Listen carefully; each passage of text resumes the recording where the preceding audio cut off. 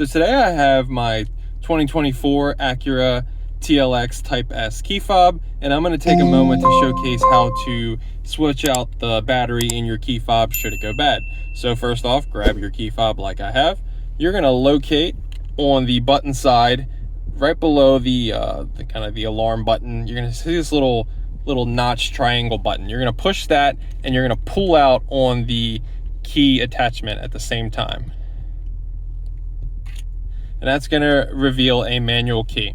Now, hold on to that manual key because you're going to actually use it as a key. So take your manual key and then put it in this spot right here.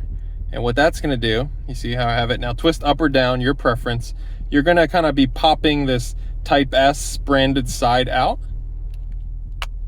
like so. You can put your manual key to the side for a second. You're going to take that, put it to the side as well. And it's going to reveal your battery, which is a Panasonic CR2032 battery.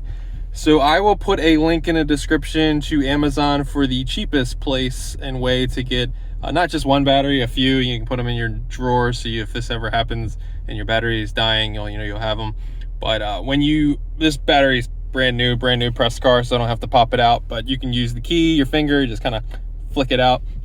But when you do put the new battery in, try not to touch the other side that does not have the branding name of whatever battery you've purchased or the CR2032 branding on it, because your oils can break down the battery. So you may be forced to do this a lot faster than you would had you not touched that other side. But so you're gonna just pretend you popped it out, you popped it back in.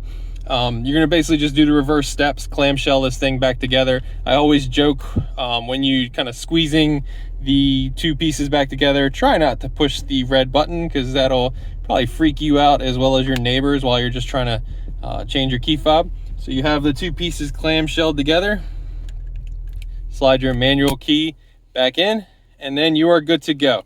There's no reason to have to code your key to the car or any nonsense like that. If a dealer or somebody's trying to tell you that, they're trying to rip you off.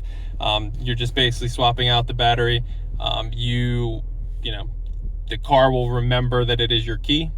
But if you have any questions, leave them in the comments below. But other than that, just check out the battery link for your own battery, and thanks for watching.